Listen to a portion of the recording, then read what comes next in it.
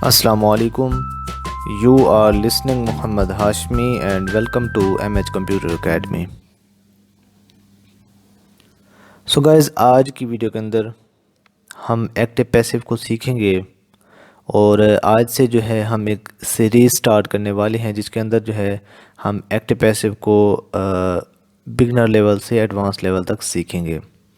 सो आपने तमाम वीडियो को देखना है और इंशाल्लाह मैं 100% श्योरिटी के साथ कहता हूँ कि जब आप वीडियोस देखेंगे और जिस तरह प्रेजेंटेशन स्लाइड्स जो हैं वो बनाई गई हैं तो आपको बहुत ही अच्छा लगेगा और आपको अच्छे तरीके से समझ आएगा।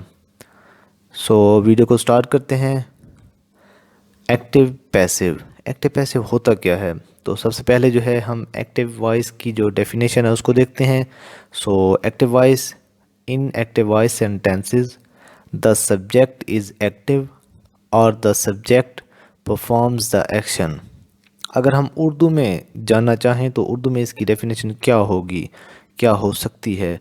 सो एक्टिव वॉइस वो होता है, यानी इसको उर्दू में फ़ेल मारूफ कहते हैं।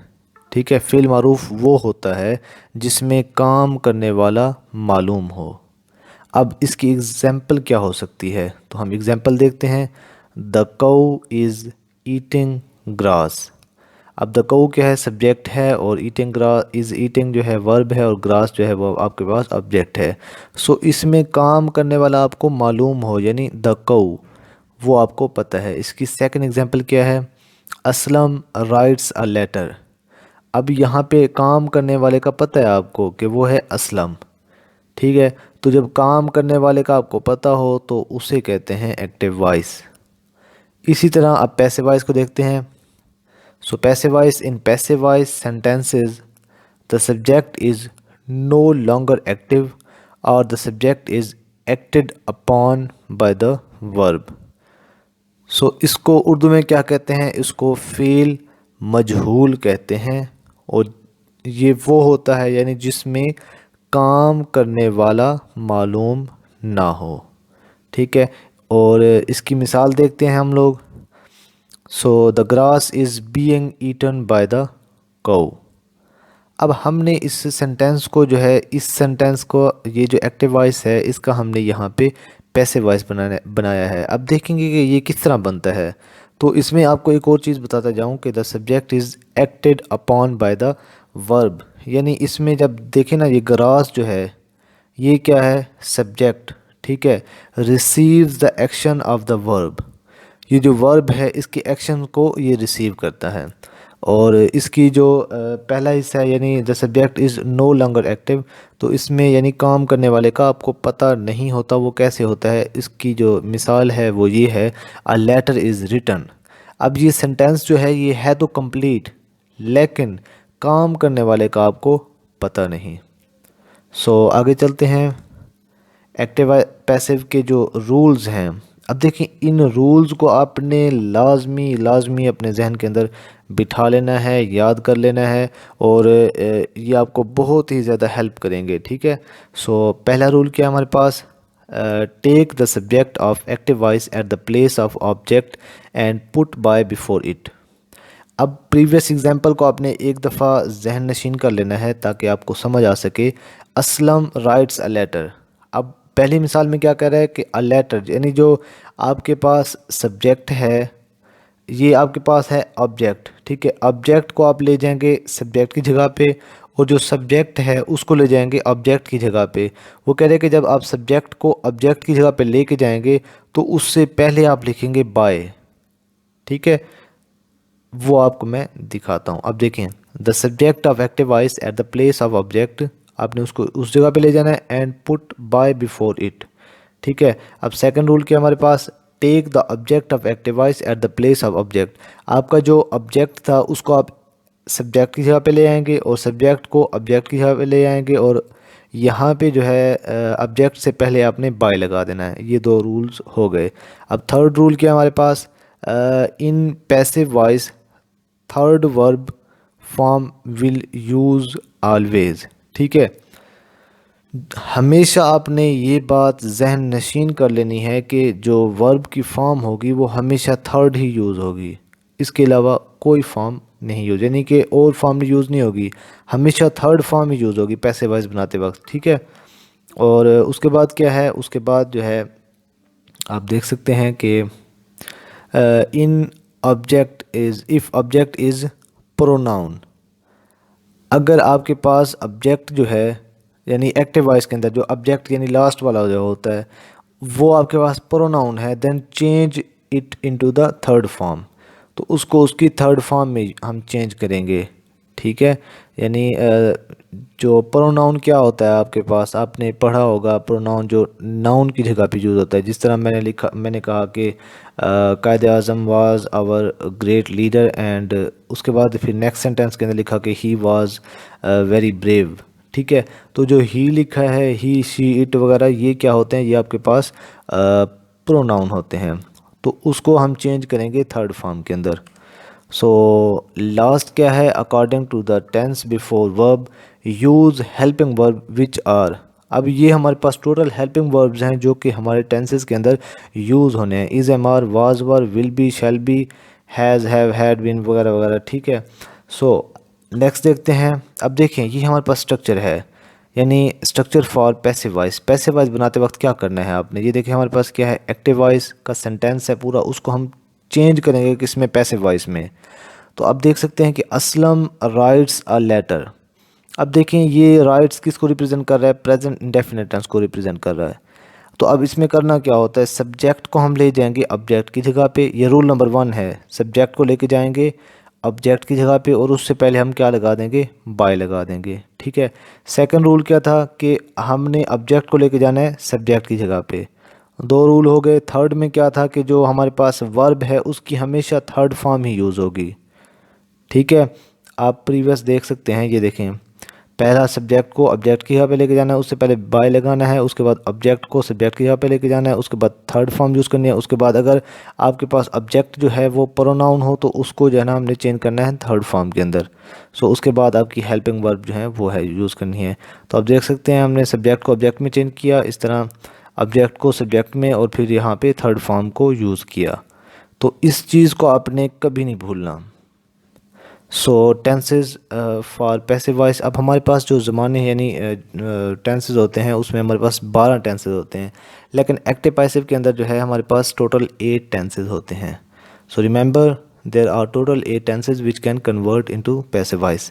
अब प्रेजेंट इंडेफिनिट टेंस है हमारे पास पहले, उसके बाद पास्ट इंडेफिनिट टेंस, उसके बाद फ्यूचर इंडेफिनिट टेंस, यानी हमने इस एक तरतीब के साथ इनको बनाया है ताकि आपको अंडरस्टैंड करने में आसानी हो। तो इसी तरतीब के साथ ही हम आपको पढ़ाएंगे सीरीज़ के अंदर। सो उसके बाद है present continuous tense, past continuous tense, present perfect tense, past perfect tense और फ्यूचर परफेक्ट टेंस। सो आज की वीडियो के अंदर हम देखेंगे प्रेजेंट इंडेफिनिट टेंस। सबसे पहले क्या होता है कि हमने जो है वर्ब को देखना होता है, यानी जो हेल्पिंग वर्ब है वो क्या यूज़ होंगे। प्रेजेंट इंडेफिनिट टेंस का जो एक्टिव वॉइस होगा उसको जब हम कन्वर्ट करेंगे पैसिव वॉइस के अंदर तो उस वर्ब के साथ जो है हम हेल्पिंग वर्ब यूज़ करेंगे। तो वो क्या होंगे, वो हमारे पास होंगे इज़, एम, आर, जिस तरह के प्रीवियस एग्जाम्पल के अंदर हम देख चुके हैं, plus third form of verb. Simple sentences उसमें क्या होगा, हाशमी राइट्स अ लेटर। अब ये हमारे पास एग्जांपल है एक्टिव वॉइस की, ठीक है। अब हमने इसको कन्वर्ट कैसे करना है, ये अ लेटर पहले आ जाएगा सब्जेक्ट की जगह पे, हाशमी जो है वो ऑब्जेक्ट की जगह पे चला जाएगा और उससे पहले हम बाय लगा देंगे, और राइट्स जो है एस लगा हुआ है तो ये प्रेजेंट इंडेफिनिट टेंस को रिप्रेजेंट कर रहा है, तो इसमें क्या होगा, अ लेटर जो है सिंगुलर है, सो अ लेटर इज़, और जो राइट्स है इसको हम कन्वर्ट कर देंगे उसकी थर्ड फॉर्म में यानी रिटर्न। तो इसका पैसिव वॉइस जो बनेगा वो इस तरह होगा, a letter is written by Hashmi. उम्मीद करता हूँ कि समझ आ गया होगा। नेक्स्ट एग्जांपल देखते हैं इसकी, बॉयज़ रीड बुक्स। इसका क्या बनेगा, इसका बनेगा books are read by boys. अब देखें किस तरह हुआ, बुक्स यहाँ पे आ गई यानी ऑब्जेक्ट जो आ गया वो सब्जेक्ट की जगह पे, और जो सब्जेक्ट है वो ऑब्जेक्ट की जगह पे आ गया और उससे पहले क्या लगा, बाय, ठीक है। और जो रीड है उसकी जो थर्ड फॉर्म होती है वो हमेशा रीड ही होती है, ठीक है, इसलिए हमने इसको रीड ही लिखा। और यहाँ पे क्योंकि बुक्स था तो जमा था, इसलिए हमने यहाँ पे आर लिखा। अगर यहाँ पे बुक होती तो इस जाता, ठीक है। सो ही हेल्प्स मी, ठीक है। अब ये देखें, ये हमारे पास क्या है, ये जो प्रोनाउन होता है उसकी जो थर्ड फॉर्म है वो यहाँ पे यूज़ हो रही है, ठीक है। इसको फिर जब हम कन्वर्ट करेंगे, मी जो है वो आई में कन्वर्ट हो जाएगा। तो अब देख सकते हैं कि मी जो है वो किस में कन्वर्ट हुआ, आई। और जो ही है, अब ही क्या है, प्रोनाउन है, तो इसकी जो थर्ड फॉर्म होगी वो क्या होगी, हिम। समझ रहे हैं मेरी बात को ना। तो ये हमारे पास फोर्थ रूल था जो हमने देखा था कि जो हमारे पास जो ऑब्जेक्ट का, ठीक है, ऑब्जेक्ट का जो प्रोनाउन होगा उसको हम कन्वर्ट कर देंगे थर्ड फॉर्म में, ठीक है।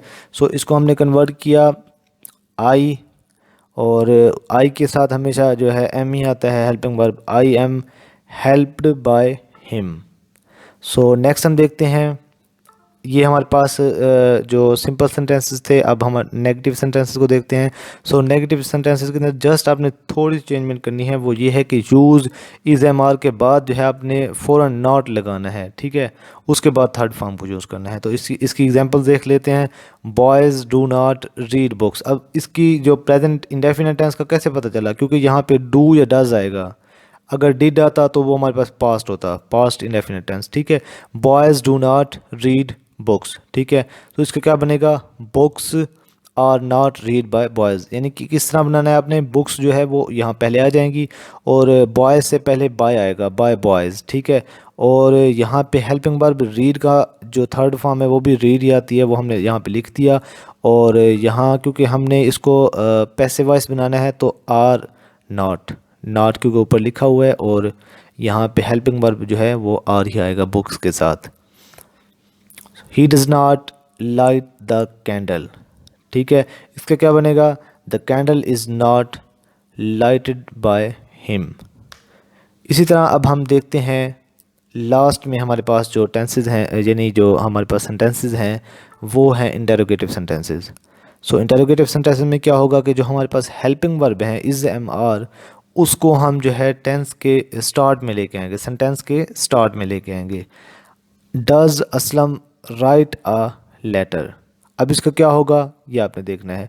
देखें, जिस तरह हम सिंपल सेंटेंस के अंदर चेंज लिखते हैं सेम आपने वैसे ही बनाना है।